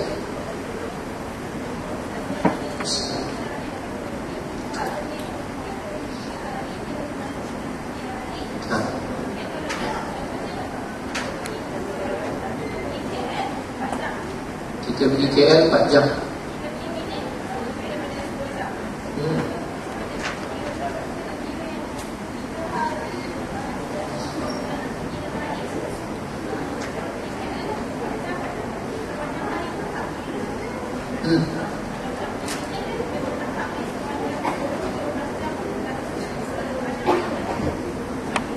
Okey, kita kalau dalam waktu yang sistem pom putih lah senang cerita, dia kira masuk tarikh pada pukul berapa? 12. Kalau dalam Islam masuk tarikh baru pukul berapa? Maghrib. Jangan 7.30. Jangan cakap 7.30, sebab Maghrib dekat London 5.30. Jadi ceritanya adalah waktu Maghrib. Masuk Maghrib tu kira adalah waktu hari yang baru. Jadi ceritanya tak masuk hari pergi dan hari yang balik. Maksudnya apa? Masa hari bertolak tu pukul berapa? Tengok dan hari apa. Dia bukan kira jam. Kalau perjalanan tu contoh ke Kuala Lumpur 4 jam, saya bertolak pada hari Khamis 10 pagi sampai sana 3 petang, 5 jam. Maka hari itu tidak dikira Khamis. Ini Khamis. Okey, Khamis. Saya bertolak 10 pagi sampai 3 petang. Maka saya masuk sempadan yang namanya Kuala Lumpur. Tadi apa nama dia? Jajahan takluk apa dia? Maluri. Mana ejaan Maluri je? M-A-L-U-R-I.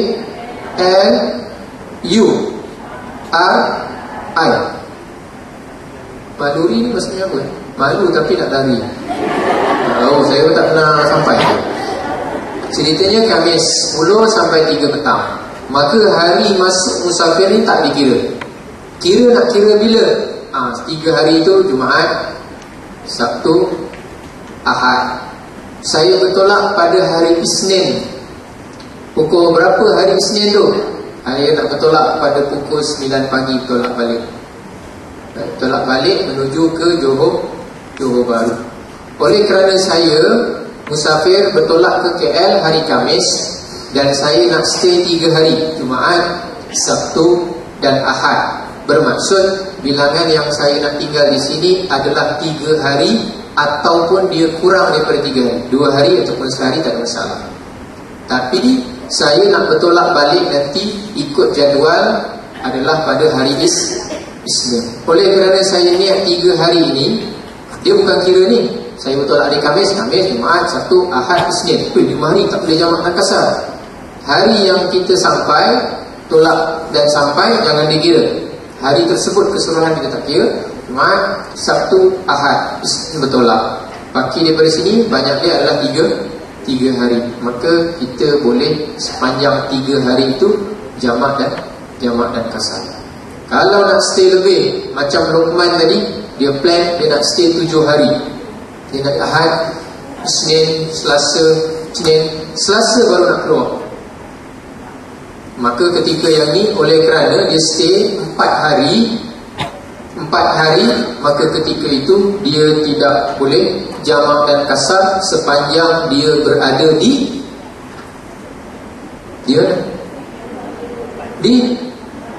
Maluri. Tapi berbeza kalau 4 hari juga. Contoh lain, ada orang dia pandai, rumah mak dia kat KL, rumah mak dia di KL, rumah kakaknya di Air Keruh.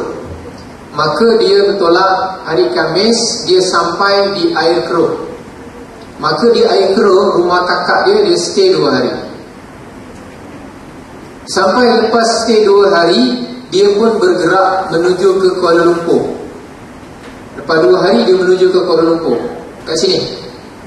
Jadi kat sini sepanjang hari Jumaat dia dekat Air Keruh, dia solat Jumaat di Air Keruh, kemudian malam masuk hari Sabtu pagi sini, Sabtu malam dia bertolak ke KL, masuk ke tempat namanya Maluri, dan dia stay di KL sepanjang 2 hari.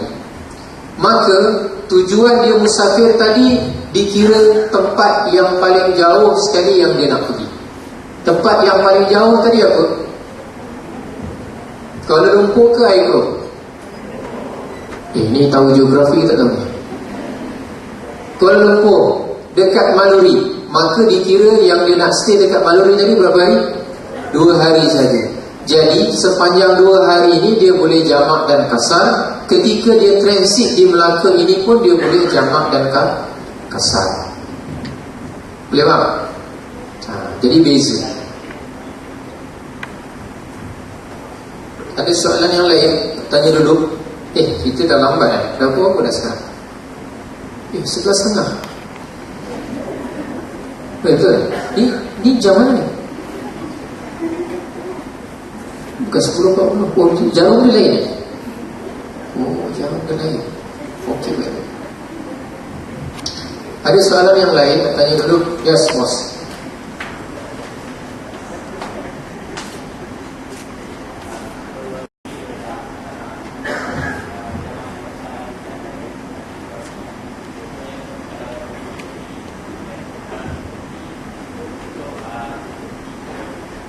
UK 7 hari lah. Okay.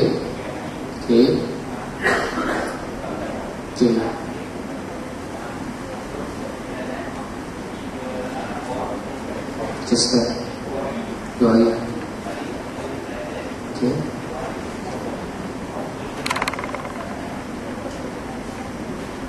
Okey, dia ceritanya daripada sini turun di London. Turun London stay 3 hari.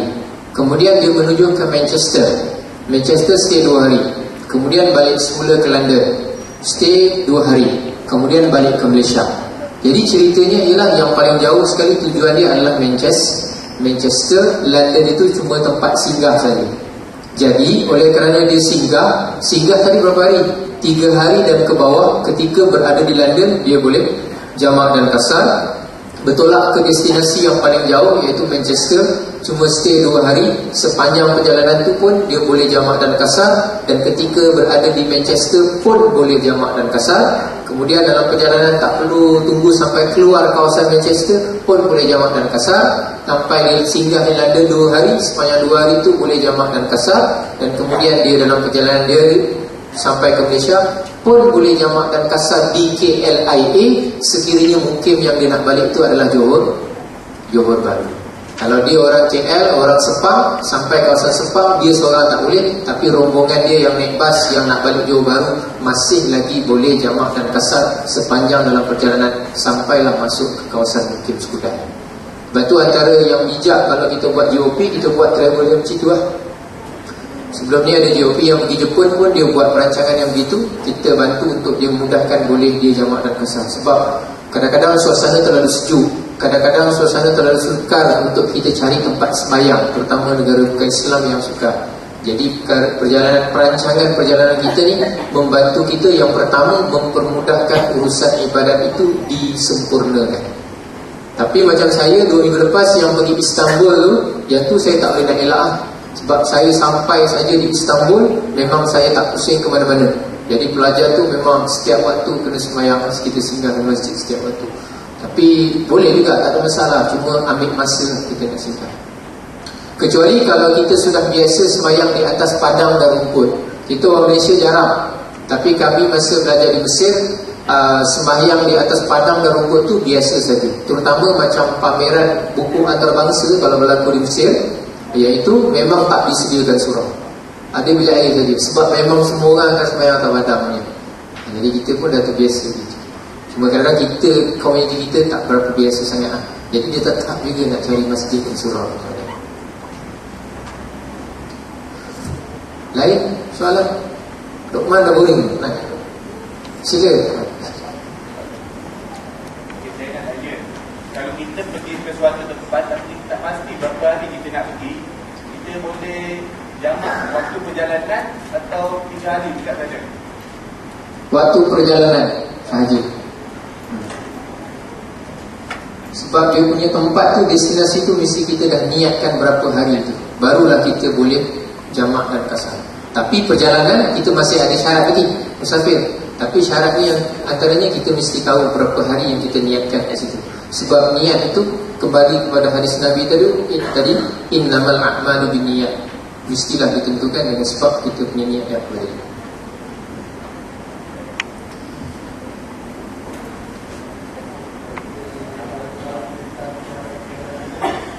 Ragu-ragu tentang ini 91 ke 71 gitu.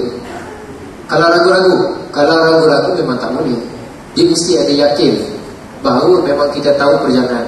Dan perjalanan itu mengikut perjalanan biasa yang dilalui, bukan ikut jarak geografi dia, ataupun jarak yang dicipta-cipta. Jarak yang dicipta-cipta macam mana? Bandar A ke bandar B, nak kira kilometer, ni A, ni B, ni ada banjaran besar. Jarak standard biasa orang jalan kat sini. Sini jarak dia 95 km. Tapi kalau ikut geografi sini cuma 78 saja. Jadi nak kira yang mana? Kira perjalanan yang standard, bukan kira dia punya kedudukan geografi dia. Tapi tak boleh dijauh-jauhkan lah. Jalan ni ada, Ustaz, jalan yang ni salah Ustaz, 90.3 Ustaz. Kita jalan jauh sikit dia Ustaz. Kita lalu yang tepi pantai, nak cukupkan jadi 103. Yang ni cerita-cerita tak ya. Dia ceritanya tadi ikut jalan yang standard yang biasa yang dilalui oleh kita, jalan dan sebagainya. Banyak orang naik gunung tu semua kita tak kira jarak juga. Kemudian sila tudung hitam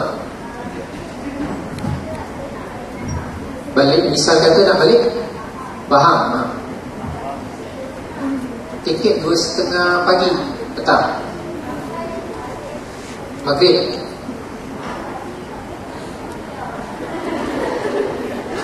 Pakcik bas meninggal, maksudnya apa? India.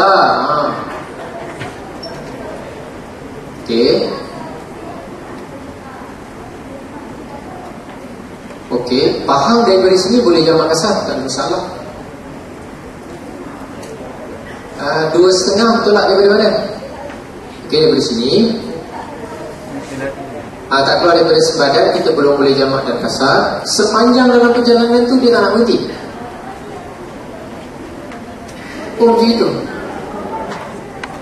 Yelah, betul lah. Perempuan dia ambil masa sikit untuk wuduk dan sebagainya, dia nak setting dan sebagainya.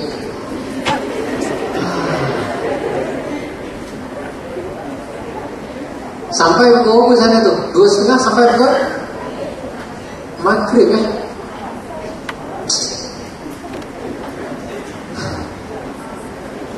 Kita tukar driver tu. Habibi walk driver ni. Allah Akbar. Tapi ceritanya Ustaz, kalau dah berlaku, apa ceritanya? Yang pertama sekali, selagi mana belum ada harapan untuk dia berhenti, masih belum boleh lagi kita sembahyang atas kenderaan tu. Kena tunggu sebab kita perlu yang namanya menghadap kiblat. Kalau dalam sembahyang ni, sembahyang fardu, kita wajib untuk menghadap kiblat sepanjang kita solat. Jadi ceritanya, sekarang ni dia tak nak berhenti. Dah cakap, tapi kalau boleh cakap lah, dia faham pun.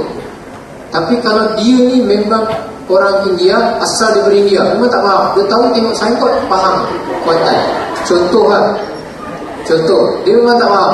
Kita cakap pun dia kata okey, tapi dia tak faham pun. Dia bawa je bas. Dan dia bukan Muslim. Dia bawa, tiba-tiba dia tak nak berhenti. Jadi kita nak buat macam mana? Caranya ialah kita tunggu. Zuhur dah habis pukul 4:30, tak nak berhenti juga. Lepas tu Asar tunggu juga. Sekali tengok 6:30, 6:40, memang tak ada harapan dia nak berhenti. Maka kita sembahyang sajalah dalam bas tu. Tapi masalah Ustaz, yang pertama tak menghadap kiblat. Yang kedua, saya tak ada wuduk. Macam mana saya nak sembahyang? Maka sembahyang saja sembahyang fardu zuhur jamak kepada asar, kasar kerana 2 rakaat kerana Allah Ta'ala sembahyang. Itu sembahyang.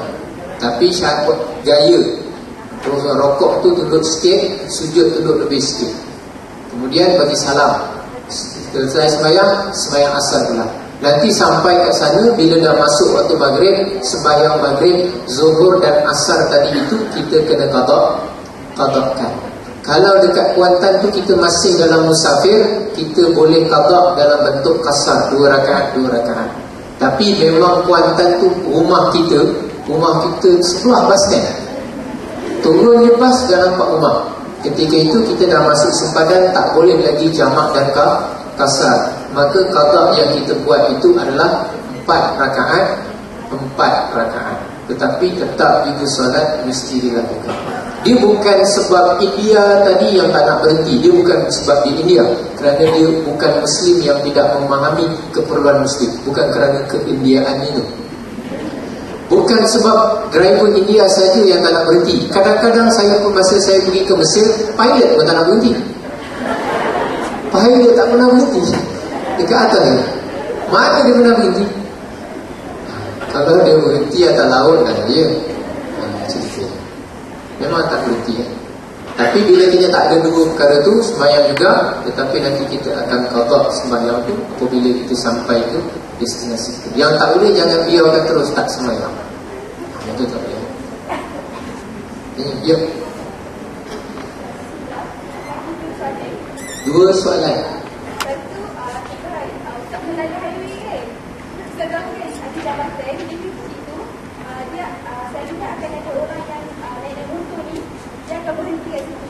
Kalau in case dia daripada berhenti kat situ sebelum zuhur sampai dah sebab di situ, dia tak boleh pulang sebab kita lepas kan. Dia nak solat macam mana? Solat tamak, solat jamak. Jadi naik bas ke? Tak, motor. Naik motor, okey. Lepas tu hujan lebat sebelum zuhur. Sebelum zuhur, okey. Lepas tu dia berhenti dekat jalan tu. Di jalan kas tu, yang ada lindung untuk motor tu, tepi tu. Kemudian dia tunggu hujan lebat. Zuhur habis. Sampai jejak waktu asar. Okey. Dia kena solat macam mana ketika berada di situ? Dia nak solat tamak ke solat jamak? Okey, sekarang ni dia perjalanan daripada mana ke mana cerita dia? Ini dia dalam keadaan musafir lah. Okey, kalau dia memang dalam keadaan yang musafir, dia daripada Johor Bahru nak pergi ke KL, tiba-tiba hujan begitu lebat, tak boleh bawa motor, dia stay bawah jambatan. Asalnya 12 hari. Tunggu hujan tak berhenti, 2 petang. Tunggu 4 petang. Tunggu 5 petang. Betul? Sekarang ni macam mana dia nak sembahyang? Ketika itu kalau waktu tu waktu asar, dia sembahyang fardu asar. Kalau ketika itu waktu asar, maksudnya dia sembahyang jamak dan kasar, jamak takhir. Yang tak ada jamak takyah. Jadi dia sembahyang itu, okey Ustaz, tapi macam mana Ustaz? Saya nak tahu kiblat. Yang tu dia kena belajar lah, ikut tengok kiblat tu berdasarkan matahari. Nama. Yang kedua, air semayang wuduk tak ada paip Ustaz. Hujan daripada sebelum zuhur sampai ke asar, kau dah tak nampak air ke? Cerita dia. Sebab salah satu daripada air mutlak selain daripada air laut, air sungai, air perigi, antaranya adalah air hujan. Itu air lebih afdal daripada air jadi boleh sembahyang kat situ. Kena jugalah sembahyang. Ustaz, macam mana saya nak sembahyang? Tak ada sejadah. Sejadah bukan syarat sah solat.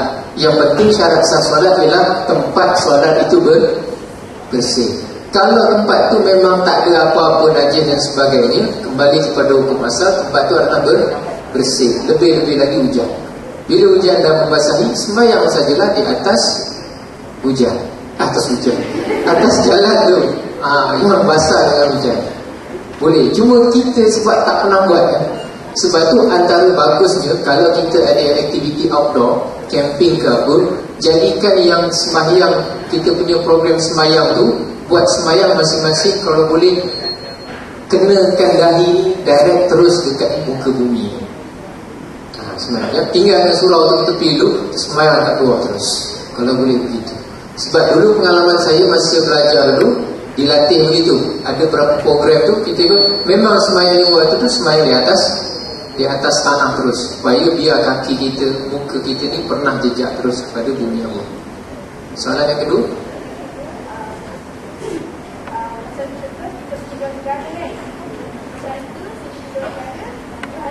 tujuh hari. Okey. Jamak dan qasar. Bagus.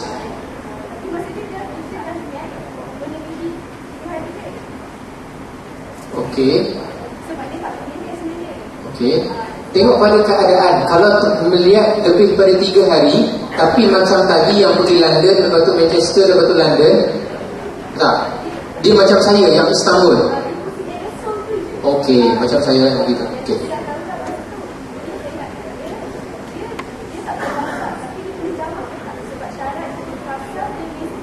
Musafir.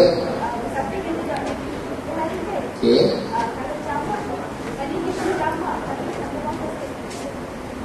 Tidak, jamak pun tak boleh juga. Apa sebab yang membolehkan jamak untuk ketika dia nak jamakkan solat tu? Nak kata hujan, dia orang yang sembahyang biasa kat masjid? Tidak. Nak kata dia sakit teruk, nampaknya dah sampai di OP 7-8 hari, berjalan shopping sakat. Nak kata dia ada sebab-sebab yang lain yang membolehkan jamak, dia musafir pun dia tidak musafir. Jadi tidak ada sebab. Nak kata dia darurat kerana menjaga, menyelamatkan nyawa orang lain pun tak ada sebab. Jadi ceritanya ialah, nak kata dia masyakkah terlalu berat, bukan tujuan dia yang berat tu untuk ibadah. Tujuan berat yang masih boleh dielak-elakkan.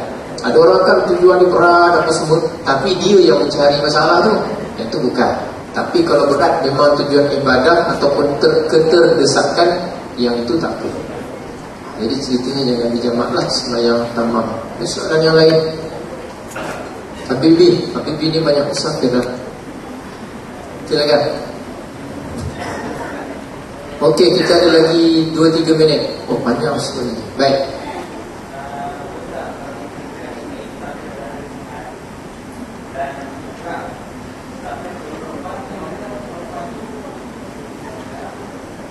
Musafir bagi perempuan,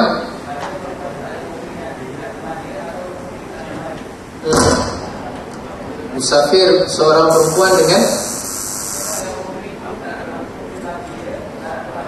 tak nak teman dia.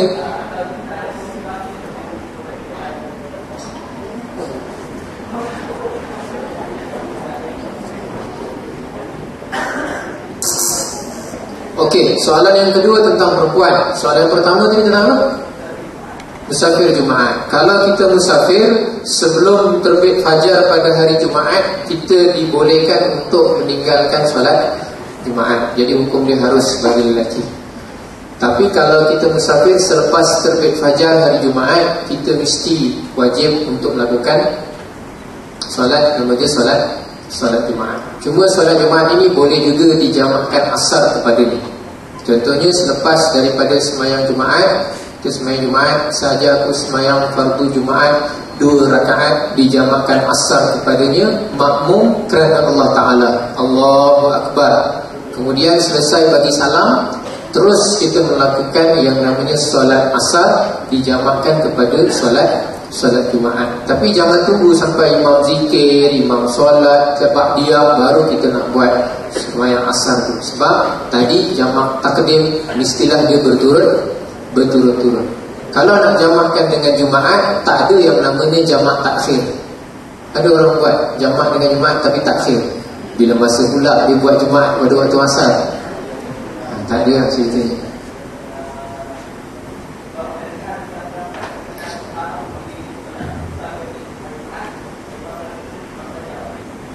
Tidak, haram tu tidak. Haram tu tak ada sampai. Musafir ni pada hari-hari apa pun boleh. Cuma kalau ikut sunnah Rasulullah, Nabi orang yang suka musafir pada hari Khamis. Dan Nabi suka musafir, Nabi galakkan musafir pada waktu malam.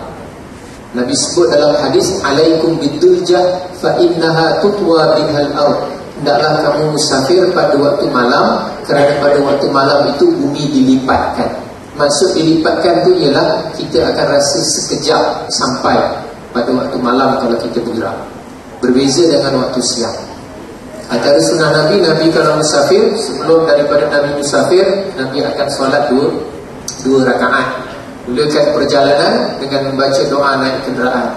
Kemudian apabila menaiki tempat-tempat yang tinggi, Rasulullah akan baca Allahu Akbar, Allahu Akbar, Allahu Akbar. Ketika menuruni tempat yang merendah, Rasulullah akan baca Subhanallah, Subhanallah, Subhanallah. Jadi sama juga kalau kita musafir, JOP, naik kapal terbang tu naik tinggi, naik atas, maka jangan takut, bingitlah telinga. Saya pun bingit. Janganlah, bacalah ikut yang Nabi buat. Bila kita bingit ke apa, tutup mulut kita, tenangkan hati, baca apa yang Nabi baca. Dia baca Allahu Akbar, Allahu Akbar, Allahu Akbar. Kapal terbang menunjuk, turun ke bawah, Subhanallah, Subhanallah. Kalau kita naik kereta, naik bukit, Allahu Akbar, Allahu Akbar, turun Subhanallah, Subhanallah, Subhanallah. Begitulah. Sebab dulu saya pernah naik satu penerbangan namanya Gulf Air. Sebelah saya ni lelaki. Ketika itu, biasa kapal terbang kalau dia rempuh awan, biasanya ada gegaran yang kuat. Bila gegaran yang kuat, biasa. Tapi pada ketika itu lama sangat gegaran. Jadi orang sudah menjerit-jerit. Saya pun takut juga masa tu. Sebab biasanya gegar, dia tak begitu lama. Orang dah faham dah. Jadi orang tak menjerit-jerit. Itu kali pertama saya naik, dah terlalu lama, jadi dah mula orang jerit. Yang kuat yang sebelah saya ni, dia pun jerit juga. Yang saya geram ni sebab dia lelaki. Yang jerit yang depan saya tak kenal. Kan campurkan negara lain. Jadi dia jerit-jerit. Okeylah, kita faham. Sekali, kau sebelah. Janganlah jerit, sabar. Saya lupa nak cakap dengan dia, ni bukan MH370. Lupa nak beritahu. Tapi janganlah jerit-jerit, maksudnya.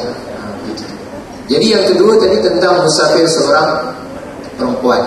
Nabi banyak hadis mengatakan bahawa seorang perempuan itu memang hukum dia musafir ni, kalau dia seorang diri, hukumnya adalah haram. Bukan kata orang perempuan saja, orang lelaki pun sama juga sebenarnya. Jadi sekurang-kurangnya kalau kita nak musafir tu, mesti kalau orang lelaki mesti ada dua orang. Yang bagus adalah 3 orang, lantik seorang ketua, amir. Itu kalau ikut sunnah Nabi. Jadi kalau orang perempuan sebaiknya diteman oleh mahramnya, orang yang tidak boleh berkahwin dengannya, sama ada ayahnya, ataupun adiknya, ataupun abangnya, ataupun suaminya. Mahram dia lah, itu syarat musafir. Tapi ada pendapat yang lebih sesuai dan praktikal, ialah dengan syarat kalau seorang perempuan tu dia tidak ada teman mahramnya. Antara pendapat yang paling ringan dan longgar sesuai dengan keadaan sekarang adalah apabila orang perempuan itu bergerak dalam satu kumpulan ramai, dan mereka itu dalam keadaan orang perempuan yang boleh dipercayai. Maksudnya ialah berkredibiliti dan sikap terpercaya, maka dia bergerak itu pun diberi keringanan. Yang bagusnya bila dia ditemani juga dengan satu kumpulan lelaki yang dipercayai, tetapi perjalanannya itu adatnya adalah perjalanan yang selamat. Yang itu paling longgar lah tu. Sebab itu kalau tidak, banyak orang perempuan yang pada hari ini pensyarah-pensyarah, ustazah-ustazah, doktor-doktor ke siapa-siapa, semua pakat memang tak boleh nak musafir dan sebagainya. Tapi dengan syarat itulah, dia ada teman, sekumpulan wanita-wanita yang baik juga. Dulu kami di Mesir dibahaskan panjang. Kalau ditanya dulu Syekh Nuruddin bertegas memang hukumnya haram. Habis kami ni Syekh dah sampai Mesir ni.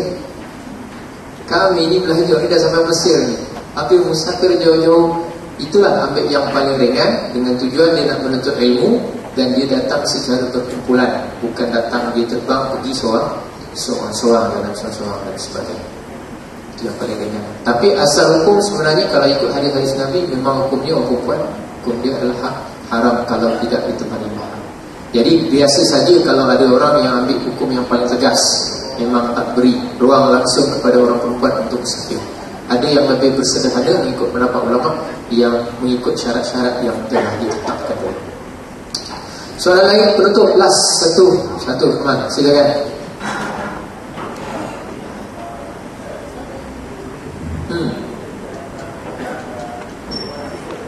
Situasi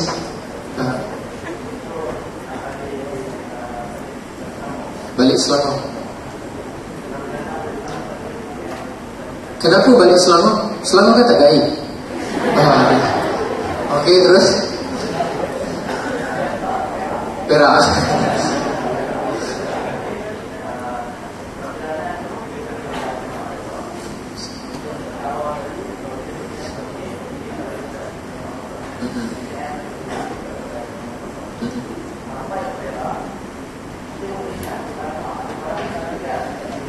Dekat UTM.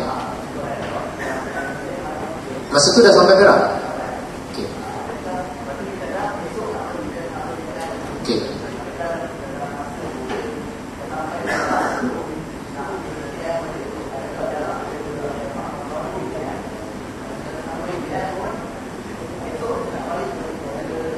Boleh. Boleh. Boleh.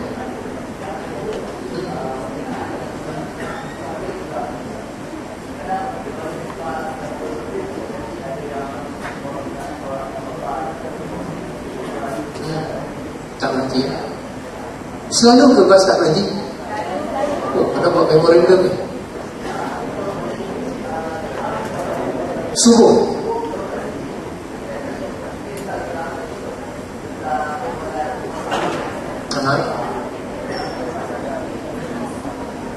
Istilah hormat waktu tu adalah istilah. Tapi ceritanya ialah bila kita duduk dalam bas, driver tak nak berhenti. Kita pula memang standard lah. Dalam bas tu memang kentut sentiasa. Jadi memang tak ada wudu. Nak ambil air semayang tak ada air dan sebagainya. Jadi nak buat macam mana, kena semayang jugalah. Salli faqasubhi rak'ataini lillahi ta'ala, Allahu Akbar. Baca Fatihah, Allahu Akbar, Allahu liman hamidah, Allahu Akbar. Dalam keadaan yang pertama tak menghadap kiblat, yang kedua pula dia tidak ada wudu. Itu semayang juga. Jadi bila lepas dah selesai daripada itu, nanti sampai ke destinasi, solat itu mestilah diqadahkan solat itu. Itu yang orang biasa sebut istilahnya adalah solat hormat waktu. Tapi ada orang kata solat hormat waktu ni tak ada. Tak ada tu maksudnya dari segi istilah saja. Istilah tu kalau kita nak guna istilah hormat waktu ke, istilah sila waktu ke, istilah persila waktu ke, itu ulanglah istilah apa dia nak gunakan. Ceritanya ialah mesti kita solat juga, tapi nanti dikotakkan. Tapi boleh kita beritahu driver tu. Biasanya kalau kita beritahu 2-3 orang penumpang, insya-Allah baru berhenti. Kecuali kalau dia kata saya memang dah buat perancangan dah, awak bagi tahu macam mana pun macam tak berhenti. Awak dah kenapa nak berhenti? Kalau dia dah kata gitu, kita tak nak apa-apa lagi. Baik, saya rasa cukup setakat itu sahaja. Kita pun sudah melebihi daripada waktu yang diberikan kepada saya. Saya mohon ampun dan maaf sekiranya ada kekurangan. Mudah-mudahan ada banyak benda yang saya nak kongsikan, tapi masa kita terhad, insya-Allah pada masa lain kali. Jadi saya mengucapkan terima kasih atas perhatian yang diberikan. Mohon ampun sekiranya ada kekurangan dan kelemahan. Apa yang baik datang daripada Allah. Segala kekurangan, kelemahan semuanya daripada Allah juga atas kelemahan diri saya. Aqulu qawli hadha wa astaghfirullahal azim li wa lakum wa billahi hidayah wa taufiq. Assalamualaikum warahmatullahi wabarakatuh.